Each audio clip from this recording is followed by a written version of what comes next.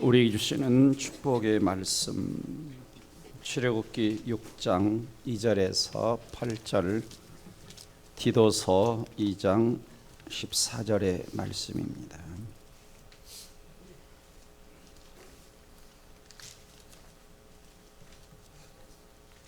같이 읽도록 하겠습니다.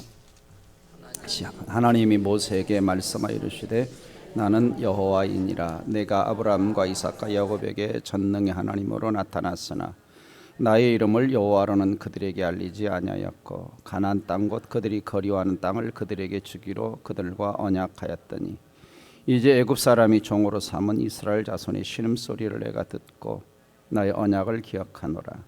그러므로 이스라엘 자손에게 말하기를 나는 여호와라. 내가 애굽 사람이 무거운 짐 밑에서 너희를 빼내며 그들의 노역에서 너희를 건지며 변팔과 여러 큰 심판들로 너희를 속량하여 너희를 내 백성으로 삼고 나는 너희의 하나님이 되리니 나는 애굽 사람의 무거운 짐 밑에 너희를 빼낸 너희 하나님 여호와인 줄 너희가 알지라. 내가 아브라함과 이삭과 야곱에게 주기로 맹세한 땅으로 너희를 인도하고 그 땅을 너희에게 주어 기업으로 삼게 하리라. 나는 여호와라 하셨다 하라. 디도서 2장 14절의 말씀입니다. 시작. 그가 우리를 대신하여 자신을 주심은 모든 불법에서 우리를 속량하시고 우리를 깨끗하게 하사 선한 일을 열심히 하는 자기 백성이 되게 하려 하심이라. 아멘. 오늘은 그리스도인의 정체성 세 번째 시간, 나는 하나님의 백성입니다. 자, 우리는 내 자신에게 물을 필요가 있죠. 그리스도인으로서 나는 누구인가? 그리스도인으로서 나는 누구인가? 진지하게 질문할 필요가 있고 이것에 대한 답을 찾을 필요가 있습니다. 이 질문은 단순히 내 이름, 직업, 어떤 역할을 묻는 것이 아니라 내 내면의 자아와 삶의 의미를 묻는 성경적인 질문이라고 할 수가 있습니다. 이 질문은 내가 그리스도인으로서 무엇을 믿고 어떤 가치를 지니며 내 삶의 목적은 무엇인가와 같은 근본적인 질문으로 연결되는 것입니다. 그래서 이 질문을 던지고 반복적으로 우리는 내 자신을 성찰하는 과정 속에서 우리는 점점점 내 자신의 자아 정체성을 명확하게 확립해 나가는 것이죠. 그래서 우리는 말씀을 들으면서 성경을 통해서 계속적으로 내가 누구인가를 발견하고 그리고 그리스도인으로 이 땅을 그 정체성을 가지고 살아가는 그리스도인의 삶의 태도와 자세가 매우 중요한 것입니다.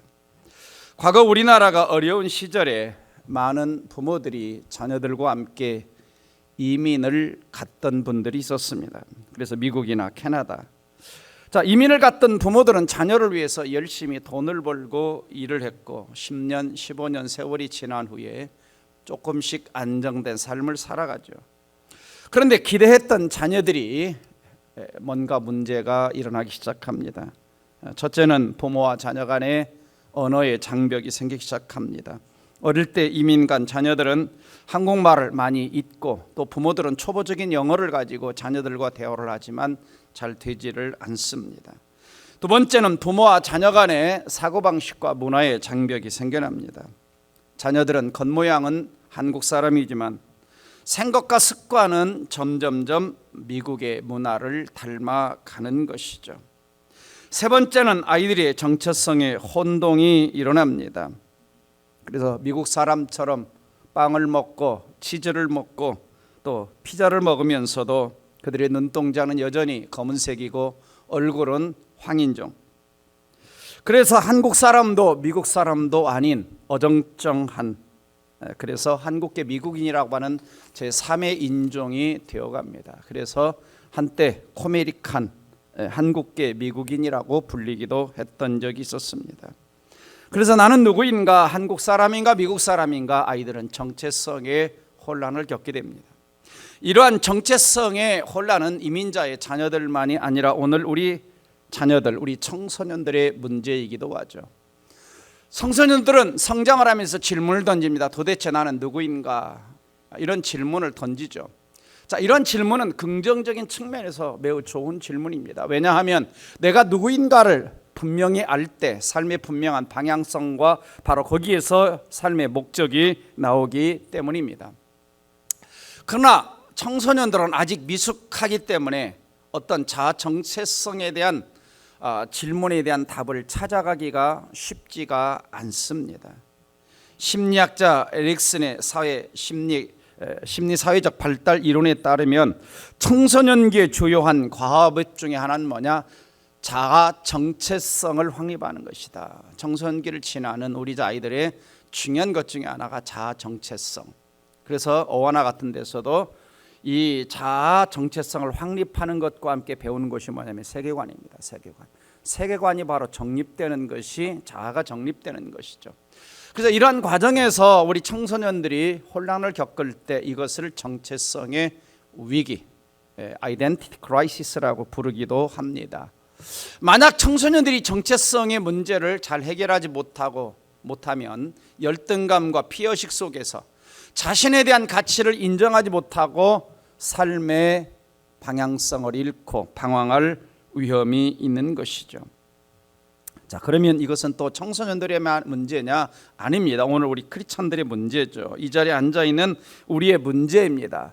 그래서 우리 자신들도 나는 누구인가? 또 어떤 사람은 도대체 내가 왜 예수 믿는지 모르겠어요 라는 이러한 질문을 던지기도 합니다. 자, 교회를 다니면서도 여전히 그리스도인의 정체성을 갖지 못하고 왜 예수 믿는지, 왜 교회를 다니는지, 예수 믿는 기쁨, 신앙생활의 감격, 또 신앙생활의 맛을 모르고 신앙생활하는 분들이 의외로 많습니다. 자, 오늘 성경은 우리에게 성경은 분명한 정체성을 제시하죠. 우리는 지난 2주 동안 우리의 정체성 두 가지에 대해서 공부를 했습니다. 첫 번째 시간에 우리가 배웠던 것은 뭐냐면 나는 하나님의 자녀고 하나님은 나의 아버지다라고 하는 것이죠. 그렇죠? 내 아버지, 나의 아버지 하나님은 무능한 아버지가 아니라 모든 것을 하실 수 있는 아버지죠. 그리고 그 아버지는 우리의 모든 삶을 책임져 주실 수 있는 하늘과 땅에서 가장 능력 있고 가장 부자이신 아버지다. 두 번째, 지난주 우리가 배웠던 것처럼 나는 하나님의 양이고 하나님은 나의 목자이시다라고 하는 것이죠. 그래서 목자는 항상 양보다 앞서가시면서 양들의 모든 필요를 채워주시고 보호하시고 또 넉넉하게 도와주시는 것이죠. 그래서 양이 할 일은 뭐냐? 목자의 음성 듣고 따라가면 되는 것입니다. 미리 걱정하며 살 필요가 없죠. 오늘은 세 번째 시간, 나는 하나님의 백성이다. 그러면 하나님은 누구냐? 하나님은 왕이시다라고 하는 것입니다. 자, 오늘 성경 7절 말씀 보면은 이렇게 말씀합니다. 너희를 내 백성으로 삼고, 하나님이 이스라엘 백성들을 내 백성으로 삼았다라고 말씀하고 있습니다. 삼았다라는 그 말 속에는 뭐가 들었냐? 전에는 백성이 아니었다라는 의미가 그 속에 들어있죠. 사실 이 땅에 사는 모든 인간은 예수 그리스도를 만나기 전에 하나님의 백성이 아니었습니다. 하나님 백성이 아니었죠. 하나님의 왕국 속에 사는 자들이 아니라 저 어둠의 나라에 사는 자들이었습니다. 우리가 골로새서 1장 3절 13절을 같이 한번 읽어보겠습니다. 그가 우리를 흑암의 권세에서 건져내사 그의 사랑의 아들의 나라로 옮기셨으니, 우리가 어디에 있었느냐? 흑암의 권세, 어둠의 세력 가운데 있었다라고 말씀하고 있죠. 근데 사랑의 아들의 나라로, 예수 그리스도의 나라로 우리를 옮겨주셨다. 어떻게? 그 다음 14절 보시면 그 아들 안에서 우리가 곧 속량 곧 죄사함을 얻었도다. 아들 안에서 속량, 죄값을 다 갚아주심으로 말미암아 어둠의 나라에서, 흑암의 나라에서 그 사랑의 아들의 나라로, 하나님의 나라로, 하나님의 왕국으로 우리를 옮겨주셨다라고 말씀하고 있습니다. 자, 여러분, 예수 그리스도를 구원자와 주님으로 믿으십니까? 그렇다면 여러분의 소속은 어둠의 나라가 아닌 사랑의 아들의 나라에 소속된 것을 믿으시기를 주의 이름으로 축복합니다. 제가 지난주부터 말씀드리지만 별로 감격이 적은 것 같아요. 아침을 이렇게 드시고 오신 지 얼마 안 돼서 정신이 안 나서 그런지 몰라도 내가 하나님의 어둠의 나라에서 정말 사랑의 아들의 나라로 소속이 바뀌었다. 이건 엄청난 사건입니다. 그렇죠? 평생 무기징역, 아니 영원히 어둠에 지옥에서 살아야 될 백성이 가장 행복한 천국으로 옮겼다. 이건 엄청난 사건이 아니겠습니까? 그런 감격이 우리 안에 필요하죠. 그래서 7절에서 이렇게 다시 말씀합니다. 너희는 내 백성이 되고, 그럽니다. 너희는 내 백성이 되고 나는 너희 하나님이 되겠다. 그러니까 너희 하나님이 되겠다라고 하는 말은 뭐냐면 백성을 삼았다는 거죠. 그러면 하나님 뭐가 되겠다는 거냐? 왕이 되겠다는 것이죠.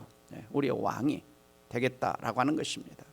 그래서 구원받은 하나님의 백성들, 구원받은 사람들은 하나님의 나라, 하나님의 왕국에서 사는 백성들이 된 것입니다. 그래서 성경에 하나님 나라는 어떤 영토, 우리가 사는 이 대한민국 같은 땅 중심의 나라가 아닌 왕이 중심의 나라, 킹덤, 왕국을 의미합니다. 그래서 하나님의 나라는 어떤 정치 제도로서의 나라가 아닌 왕의 통치, 그래서 하나님의 나라 그러면 왕의 통치, 하나님의 통치에 중심을 둔, 그래서 하나님이 왕이고 우리는 그 나라의 백성이다. 그 왕국의 백성이다라고 하는 것이죠. 그래서 성경을 보면은 성경 전체적인 사상이 뭐냐? 하나님이 선택한 사람들을 뭐라고 부르냐? 하나님의 백성들, 하나님의 백성들이라고 부르죠. 출애굽기 19장 5절 6절 말씀 보면 세계가 다 내게 속하였나니, 세계가 다 내게 속하였나니 너희가 내 말을 잘 듣고 언약을 지키면 너희를 모든 민족 중에서 내 소유가 되겠고 너희가 내게 대하여 제사장 나라가 되며 거룩한 백성이 되리라. 거룩한 백성이 되리라. 자, 이 문장이 신약에 가면 어디로 가죠? 베드로전서 2장 9절로 이 맥락이 가지 않습니까? 또 에레미야 30장 22절에 너희는 내 백성이 되겠고 나는 너희의 하나님이 되리라. 나는 너희의 하나님이 되리라. 자, 신약 성경에 가면 바로 이 사상이 바로 여기 출애굽기 19장에 있던 말이 그대로 옮겨지죠. 베드로전서 2장 9절에 그러나 너희는 택하신 족속이요 왕 같은 제사장들이요 거룩한 나라요 그의 소유가 된 백성이니 이는 너희를 어두운 데서 불러내어 그의 귀한 빛에 들어가 계시니 아름다운 덕을 선포하게 하려 하심이라. 10절 다 같이 읽습니다. 너희가 전에는 백성이 아니더니 이제는 하나님의 백성이요 전에는 긍휼을 얻지 못하더니 이제는 긍휼을 얻은 자니라. 전에는 하나님 백성이 아니더니 하나님이 선택하셔서 우리를 거룩하게 하시고 하나님의 백성 삼아 주신 것입니다. 그래서 디도서 2장 14절에서는 하나님 백성을 뭐라고 부르느냐? 그가 우리를 대신하여 자신을 주시면 모든 불법에 우리를 속량하시고 우리를 깨끗하게 하사 선한 일을 열심히 하는 뭐가 되게 하려고? 자기 백성이 되게 하려고. 자기 백성을 하나님이 삼아 주신 것이죠. 예수 그리스도를 통해서. 그래서 여기 자기 백성이란 말이 전에 우리가 읽었던 개역 한글판에서는 친백성이라고 번역이 되었습니다. 친백성. 그러니까 이 친백성이라고 하는 헬라어의 원어는 두 단어가 합해서 된 겁니다. 페리와 우시우스가 합해서 페리우스가 합해서 된 단어죠. 그러니까 페리라고 하는 뜻은 뭐냐? 라운드라는 뜻입니다. 라운드, 둘러싼다라는 뜻입니다. 라운드. 우시우스라고 하는 것은 나는 거기에 있다라고 하는 거예요. 나는 거기에 있다. 둘러싸인 한복판에 내가 있다라고 하는 것이죠. 그러니까 다시 말하면 하나님 백성은 어떤 존재냐? 하나님의 은혜 가운데, 하나님의 돌보심 가운데, 하나님의 보호하심 가운데, 하나님의 사랑 가운데 둘러싸여 있는 존재가 누구냐? 하나님의 친백성이란 의미입니다. 그러니까 내가 깨닫든 못 깨닫든 내가 예수를 영접하면, 내가 예수를 믿게 되면 하나님은 나를 뭐 하고 계시느냐? 둘러싸고 있는 거예요. 어떻게? 자, 이 그림을 보시면, 자, 하나님이 둘러싸고 있는 거예요. 나를 이렇게. 그래서 성경 구절을 같이 한번 읽어보면은 시편 91편 2절과 10절을 같이 읽어보겠습니다. 시작. 나는 여호와를 향하여 말하기를 그는 나의 피난처요 나의 요새요 내가 의뢰하는 하나님이라 하리니 그가 너를 위하여 그의 천사들을 명령하사 내 모든 길에서 너를 지키게 하심이라. 하나님 우리의 요새다 그럽니다. 하나님 우리를 둘러싸고 있죠. 요새 뭔지 아시죠? 요사이가 아니고 요새 있죠. 견고한 이런 장벽들. 여러분 이제 수원 가면 수원성 그렇죠. 수원성 성 쌓아놓잖아요. 옛날에 동대문 서대문 남해가지고 성을 쌓아놓잖아요. 남한 산성 요새 쌓아놓잖아요. 제가 군대 생활할 때는 이제 북한에서 이제 탱크를 몰고 오기 쉬우니까 근무하는 곳에 8m 방벽을 쭉 쌌어요. 철원에 8m 방벽. 그래서 그 안에서 이렇게 지키는 거예요. 요새 벽이 있는 거예요. 딱 둘러싸고 있는 거예요. 둘러싸고. 하나님 우리를 둘러싸고 있는 겁니다. 둘러싸고 있어요. 근데 누구를 보내서? 천사를 파송해서. 그러니까 이 땅에 사는 저와 여러분은 하나님이 허락지 않으면 세상 그 어떤 존재도 함부로 건들지 못하는 것입니다. 저 여러분이 이런 존재예요. 자, 세상에 살 때는 비록 우리가 뭔가를 가지지 못했고 뭔가 화려하지 못한다 할지라도 우리는 보이지 않는 하나님의 손길이, 천사의 손길이, 하나님의 덜로신과 보호의 손길이 우리를 둘러싸고 우리를 보호하고 우리를 지키시고 우리를 사랑하고 있다는 사실을 믿으시기를 주의 이름으로 축원합니다. 그래서 하나님 백성들은 이 땅을 살아갈 때에 나 홀로 걸어가는 것이 아닙니다. 어두운 밤길을 갈 때 나 홀로 가는 것이 아니에요. 하나님 백성을 둘러 진치고 있는 것입니다. 이것이 하나님의 친백성이에요.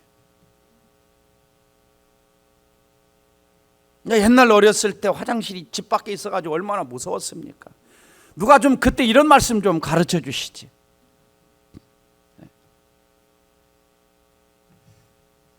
자, 우리가 하나님의 친백성이면 그럼 하나님은 누구시라고요? 우리에게 왕이 되는 거예요. 에레미야 10장 10절 같이 읽어봅니다. 시작. 오직 여호와는 참 하나님이시요 살아계신 하나님이시요 영원한 왕이시라. 여호와 하나님은 참 하나님이고 살아계신 하나님이고 영원한 우리의 왕이시다 그럽니다. 영원한 왕이시다. 근데 이 왕이신 여호와 하나님은 여러 왕들 중에 하나가 아닙니다. 디모데전서 6장 15절을 같이 읽어봅니다. 시작. 기약 이르면 하나님이 그의 나타나심을 보이시리니 하나님은 복되고 유일한 주권자이시며 만왕의 왕이시며 만주의 주시오. 만왕의 왕이고 만주의 주가 된다. 그러니까 세상 그 어떤 존재도 하나님과 비길 자가 없다라고 하는 것입니다. 그리고 만왕의 왕 되신 하나님은 권위와 능력을 가지고 온 땅을 다스리고 계십니다. 시편 103편 19절도 같이 읽어봅니다. 시작. 여호와께서 그의 보좌를 하늘에 세우시고 그의 왕권으로 만유를 다스리시도다. 왕권, 왕의 권세와 능력으로, 만왕의 왕의 권세와 능력으로 만유, 세상 모든 만물들, 하늘과 땅에 있는 모든 것들을 하나님이 뭐하고 계시느냐? 통치하고 계신다. 그래서 하나님 백성들은 밤에 하늘의 달과 별들, 낮에 해들을 바라볼 때에 모든 공중 나는 새와 모든 것들을 바라볼 때, 삼라만상에 움직이는 모든 것들을 바라볼 때 누가 통치하고 계신다? 하나님이 통치하고 계신다.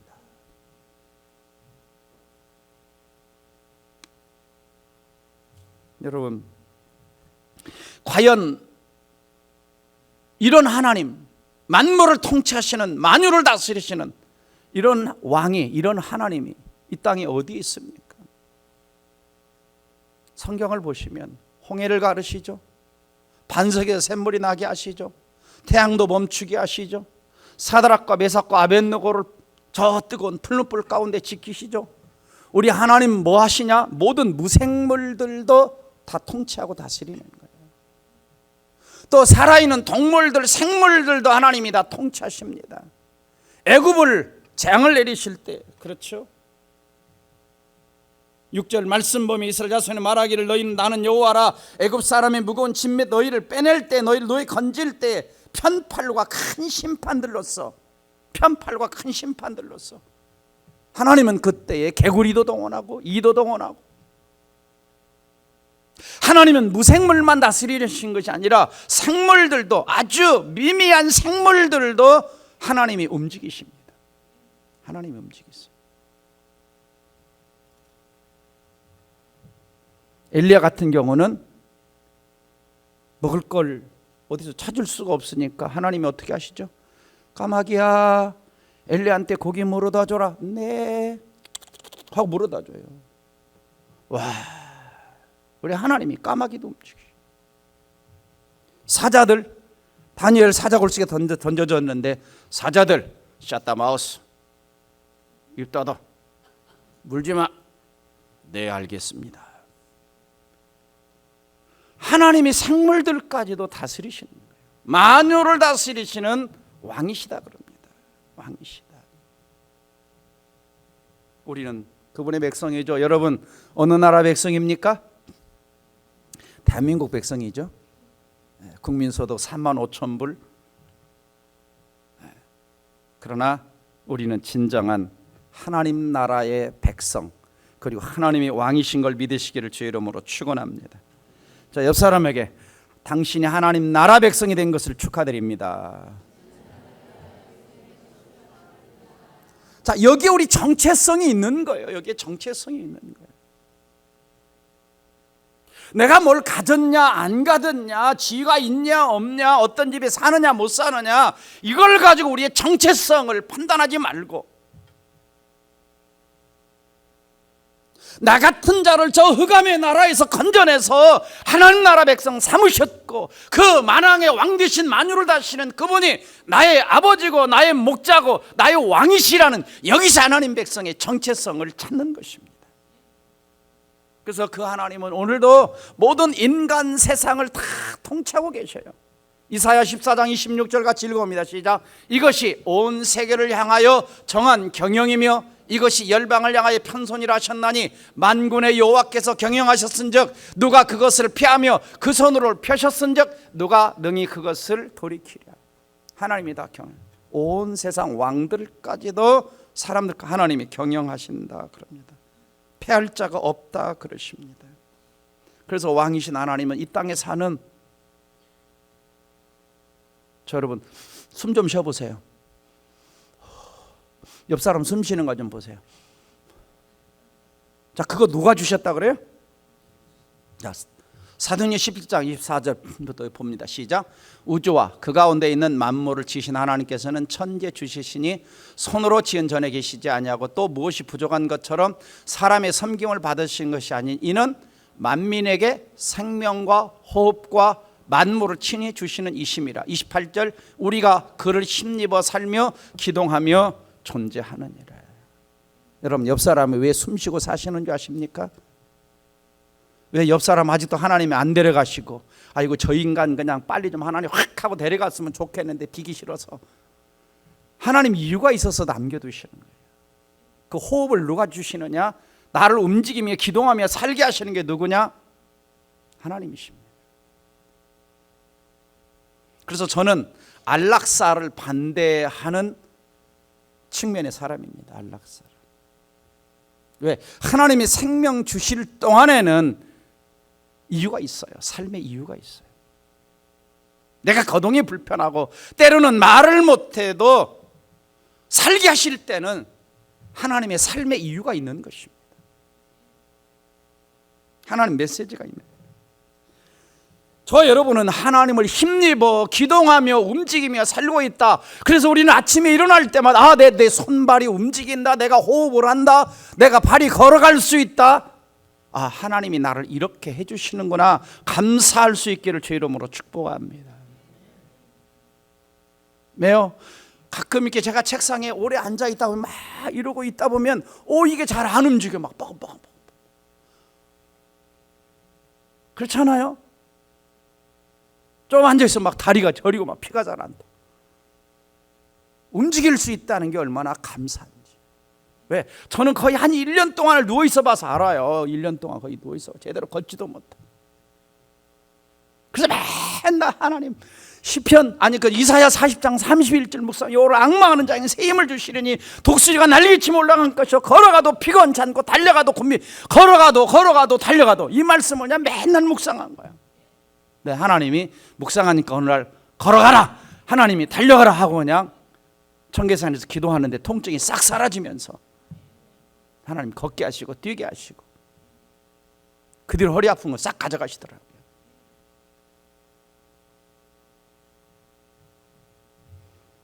그러므로 내가 섬기는 그 왕은 전능하신 왕입니다. 오늘 본문 2절 3절 보면은 하나님이 모세에게 말씀하여 이르신 나는 여호와이니라 엘샤다이, 여호와 하나님, 전능하신 하나님, 못하실 것이 없는 하나님 여호와에서 말 속에는 그 의미가 들어있습니다. 내가 아브라함과 이삭과 야곱에게 전능의 하나님으로 나타났다 그랬죠. 전능의 하나님으로 나타났다. 전능의 하나님, 무엇이든지 하실 수 있는 하나님. 그러므로 우리가 살아가다 보면 불가능의 장벽, 어려움의 장벽, 내 힘으로 어쩔 수 없는 장벽, 그때 누구의 힘을 끌어다 쓸 줄 알아야 돼요? 전능하신 하나님.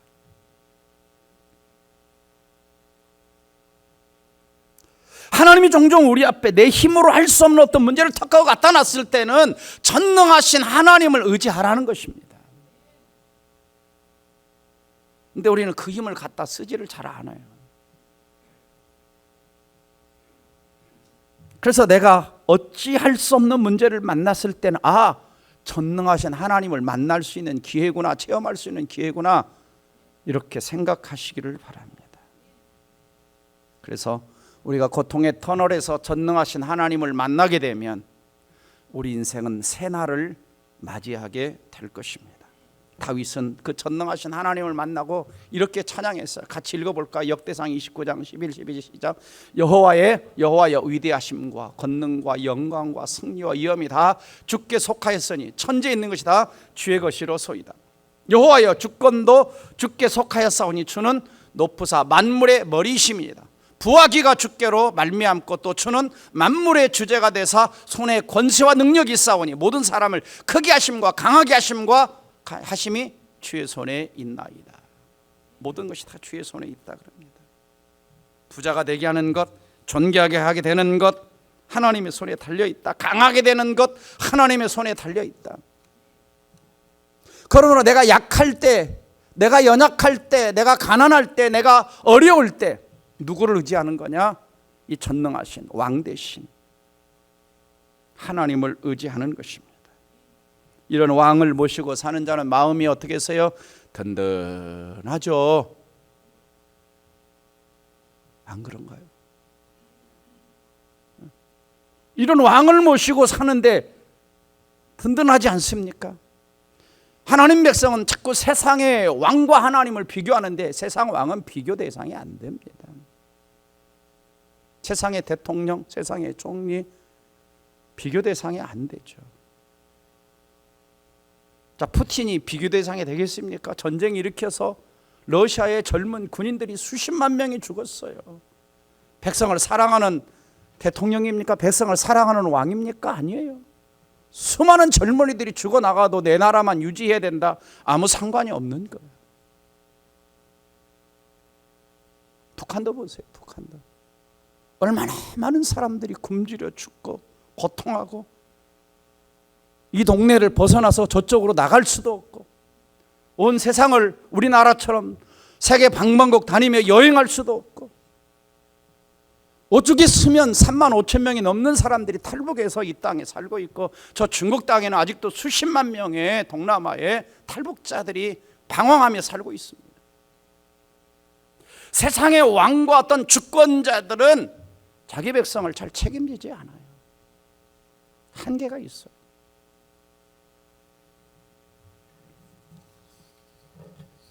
그렇다면 왕이신 하나님은 자기 백성을 어떻게 도와주실까? 첫째, 하나님은 자기 백성의 신음소리를 들으시고 고통에서 건져주신다 그럽니다. 5절 보십시오. 이제 애굽 사람이 종으로 삼은 이스라엘 자손의 신음소리를 내가 듣고 나의 언약을 기억하여 신음소리를 내가 듣고 6절 말씀, 이스라엘 자손에게 말하기를 나는 여호와라. 내가 애굽 사람의 무거운 짐 밑에서 너희를 빼내어 그들의 노역에서 너희를 건지며 편팔과 여러 큰 심파들로서 너희를 속량해 주겠다. 너희를 건져내 주겠다. 하나님은 어떤 분인가요? 자기 백성들이 고통을 당할 때 신음소리를 낼 때 자기 백성의 소리를 듣고 계시는 거예요. 하나님은 귀를 닫고 계시지 않습니다. 하나님은 항상 귀를 열고 자기 백성이 신음소리를 낼 때, 자기 백성이 기도할 때 들으시고 찾아오셔서 도와주시는 분이십니다. 근데 너무나 많은 사람들이 부르짖지 않아요. 하나님 앞에 신음소리를 내지 않아요. 세상에 가서 신음소리, 남편한테 신음소리 내고 저 누구한테 다른 데 가서 자꾸 신음소리를 내. 하나님 앞에 신음소리를 내야 되는데, 하나님 아파요, 하나님 힘들어요, 하나님 어려워요, 하나님 괴로워요, 하나님 앞에 신음소리를 내야 되는데 자꾸 세상 다른 데 가서 신음소리를 내. 해결됩니까?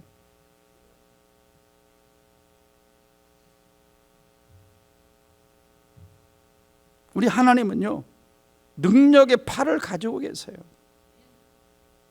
그래서 건져주신다고 그러죠. 건져주신다. 건져주신다. 사단 마귀는요, 하나님 백성을 괴롭힙니다. 괴롭히죠. 그렇지만 함부로, 아까 얘기했듯이 하나님의 울타리가 있기 때문에 함부로 건들지는 못하는 것입니다. 시편 2편 1절에서 4절을 우리 같이 한번 읽어보도록 하겠습니다. 시작. 어찌하여 이방 나라들이 분노하며 민족들이 헛된 일을 꾸미는가? 세상의 군왕들이 나서며 관원들이 서로를 꾀하며 여호와여 그의 기름 부은 만자를 대적하며 우리가 그의 맨 것을 끊고 그의 결박을 벗어버리자 하는도다. 하늘에 계시니까 웃으시며 주께서 그들을 비웃으시로다. 이는 궁극적으로 메시아를 예언하는 시편이기도 하지만은 하나님 백성들을 지키시는 겁니다. 그래서 하나님 백성들을 함부로 세상들이 군왕들이 나설 때 하나님이 심판하신다 그랬잖아요. 하나님이 웃고 계시는 거예요. 너희들 내 백성 함부로 건들다가 너희들 큰일 나 죽는다. 가끔 영화에 그런 거 나오잖아요. 우리 아이들이 있으면 이런 타가지고 다른 막 너희들 내 동생 괴롭히면 이러잖아요. 그런 거 안 해보셨어요? 요즘에는 그냥 아들 딸 하나밖에 없어가지고 그런 그냥 보디가드 오빠 언니가 없어. 우린 이런 분들이죠. 그 다음에 왕이신 하나님은 자기 백성을 좋은 곳으로 인도해 주십니다. 인도해 주시는. 아브라함과 이삭과 야곱에게 주기로 맹세한 땅으로 너희를 인도하고 그 땅을 기업으로 주겠다. 신명기 1장 33절 우리가 많이 읽었던 말씀입니다. 시작. 그는 너희보다 먼저 그 길을 가시며 장막 칠 곳을 찾으시고 밤에는 불로 낮에는 구름으로 너희가 갈 길을 지시하신 자신이라. 목자 되신 하나님 배웠잖아요. 앞서 가시는 목자. 갈 길을 찾으시고 추운 밤에는 불로써 더운 낮에는 구름으로써. 하나님의 인도는 명확했습니다. 광야 40년 동안 명확했어요. 착오가 없었습니다.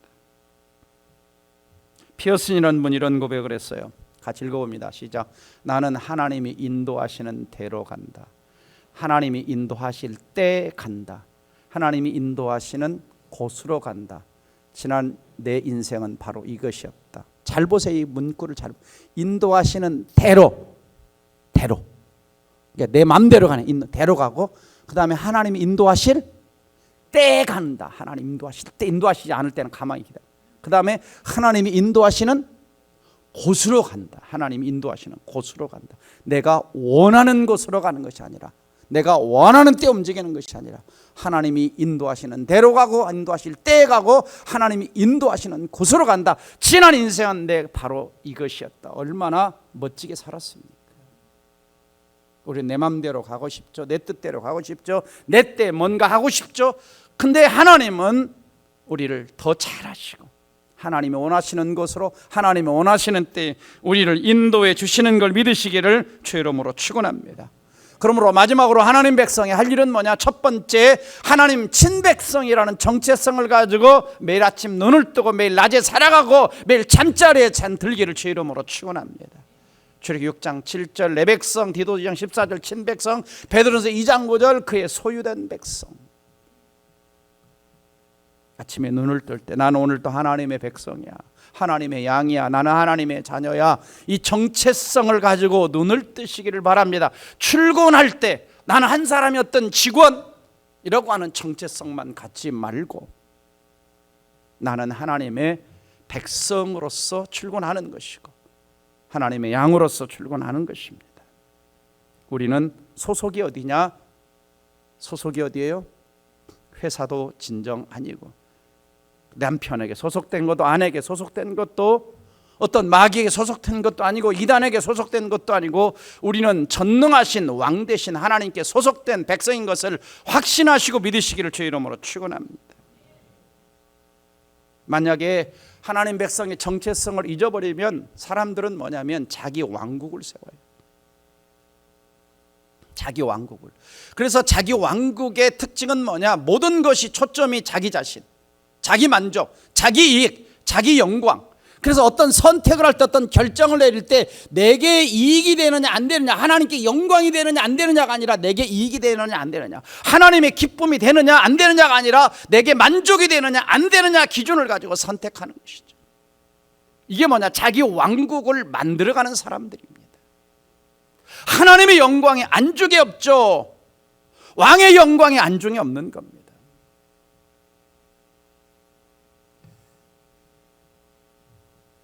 그래서 초월적인 하나님 나라를 위해서 사는 사람은 언제나 그 삶의 중심이 하나님 중심이고 하나님의 기쁨이고 하나님의 영광이고 하나님 나라 확장인 것입니다. 그러므로 우리의 삶을 보면 누구를 진짜 왕으로 모시고 사느냐에 따라서 그 삶의 방향성, 삶의 목적, 삶의 목적지, 삶의 가치 이런 것들이 달라지는 것입니다. 그래서 첫 번째는 정체성을 가지고 백성의 정체성을, 두 번째는 하나님 나라 백성의 책임과 의무를 다하라는 것이죠. 그렇죠? 항상 대한민국 국민의 4대 의무 또는 5대 의무라고도 하죠. 그래서 국방 의무, 납세 의무, 교육 의무, 근로 의무, 또 환경 보존의 의무는 의무로 들어가 있지만 이건 조금 이제 뒤로 밀려 있긴 하지만 그래도 이런 것이 의무로 들어 있습니다. 원래는 4대 의무가 다 지켜야 되는 것이죠. 자, 성도의 5대 의무가 있어요. 예배를 드려야 되죠. 빼먹으면 안 됩니다. 말씀을 읽고 기도해야 되죠. 그리스도인들께 교제해야 됩니다. 옆 사람들과 교제해야 돼요. 그래서 목장 모임 나가야 되고요. 그러므로 인터넷에서 나홀로 신앙은 성경적인 신앙이 아닙니다. 불가피하게 우리가 코로나 때 했던 것이지 나홀로 신앙에 머물러 있어서는 안 돼요. 함께 모이기를 힘쓰라고 했거든요. 그 다음에 끊임없이 말씀으로 교육받고 훈련되어지는 겁니다.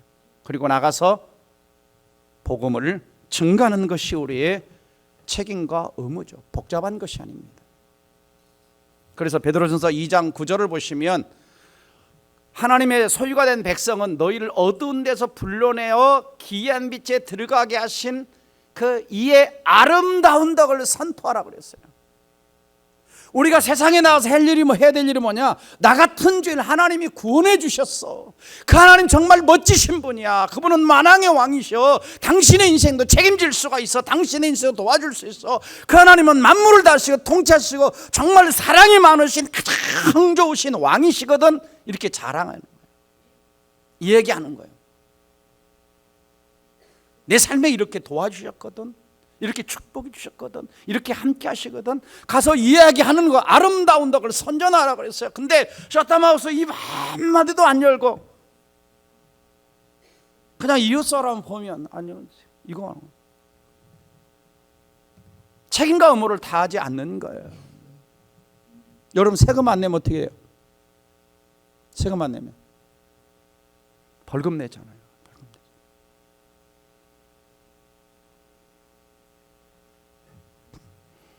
디도서 2장 14절에서도 뭐라고 그랬어요? 선한 일을 열심히 하는 자기 백성이 되게 하려고 우리를 속량하셨다 그럽니다. 선한 일을 열심히 하는. 그러니까 우리가 구원받은 것은, 하나님 나라 백성이 된 것은 그냥 주구장창 그냥 하나님 나라 들어갈 때 먹고 마시며 자고 이것만 하라는 것이 아니라 선한 일을 위해서. 그럼 선한 일은 뭐예요? 그냥 착한 일입니까? 사도행전 10장 38절에 하나님이 나사렛 예수에게 성령과 능력을 기름 붓듯 하셨으며 그가 두루다니시며 착한 일을 행하시고 선한 일을 행하시고 마귀에게 눌린 모든 자를 고치셨으니 하나님이 함께 하셨습니다. 두루다니며 선한 일을, 착한 일을 행하시고 가르치고 전파하고 치료하는, 하나님 나라 복음을 전파하시고 병든 자를 고치시며 귀신 달린 자를 치유하시는 예수님 하셨더니 3대 사역이 뭐냐? 선한 일입니다. 그래서 우리가 나가서 복음을 전하고 병든 자를 나서는 예수 이름을 고쳐주시고 어둠의 세력을 무너뜨리는 이런 일들을 하나님 백성들이 해야 되는 것이 책임과 의무입니다. 그래서 하나님 백성들의 세상에 만물을 바라보며 살아갈 때 그냥 의식 없이 생각 없이 사는 자들이 아니에요. 어둠의 세력들이 모일 때, 악의 세력들이 모일 때, 어둠의 견관제들이 모일 때, 이단과 우상단지들이 모일 때 우리는 그냥 지나치는 것이 아니라 예수 이름으로 저 우상단지는 어둠의 세력은 무너져 내릴지어다라고 선포하며 다니는 겁니다. 선한 일에 열심히 하는 자기 친백성이 되게 하기 위해서. 마지막으로는 왕의 왕이신 하나님께 경배와 찬양을 올려드리는 삶을 살아가야 되는 것이죠. 시편 145편 1절에서 3절 보시면 왕이신 나의 하나님이여, 왕이신 나의 하나님의 내가 주를 높이고 영원히 주 이름을 송축하리이다. 내가 날마다 주를 송축하며 영원히 주 이름을 송축하리이다. 여호와는 위대하시니 크게 찬양할 것이라. 그의 위대하심은 측량하지 못할 것이라. 이 찬양 많이 부르셨잖아. 왕이신 나의 하나님, 내가 그를 높이고 영원히 주의 이름을 송축하리이다. 이게 시편 145편 1절입니다. 왕이신 하나님을 우리가 예배하고 찬양하고 높여드리는 거예요. 그러니까 우리가 예배를 드리는 이 자리는 어떤 자리냐? 왕이신 하나님을 높여드리는 거예요. 경배하는 자리에 찬양한 자리예요. 그러므로 내가 주일 예배를 빼먹는다, 예배를 무시한다, 이것은 뭐냐? 왕이신 하나님을 무시하는 태도예요. 예배에 대한 무시는 왕이신 하나님에 대한 무시입니다.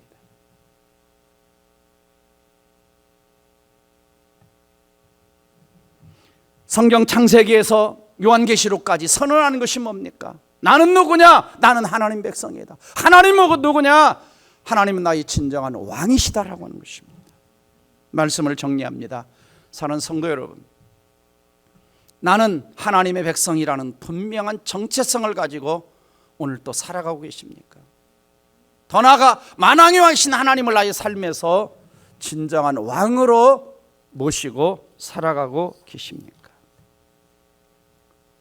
과거 우리는 어려운 시절에 얼마나 하나님을 붙들었습니까? 그렇죠? 정말 밤이고 낮이고 새벽이고 어려울 때 그냥 어린 아이 쳐들어 업고 손에 또 양손에 잡고, 우리 어머니 세대는 6명에 8명을 낳았어요. 우리 어머니 세대. 그 자식 6명 8명 하면서 가정살림 다 하면서 밭농사 다 하면서 새벽기도 다니면서 밤마다 기도하면서 오직 하나님 붙들고 살았단 말이에요. 먹고 살만하니까 이제는 하나님이 저 뒤로 밀려가 있어요. 이게 포스트 모더니즘, 후기 현대주의의 사상, 자기가 왕이 되어버린 겁니다.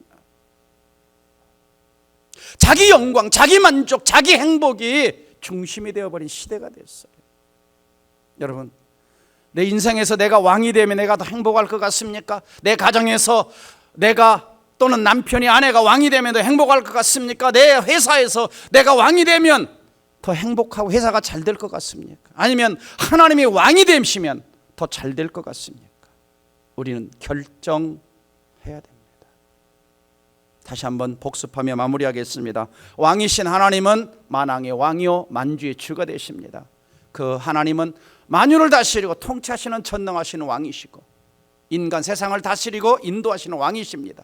그래서 오늘 또 우리를 어떻게 자기 백성의 신음소리를 들으시고 건져주시며 자기 백성을 더 좋은 길로 인도해 주시는 왕이심을 믿으시기를 주의 이름으로 축원합니다. 그러므로 우리의 백성, 하나님 백성으로 할 일은 3가지 같이 읽습니다. 시작.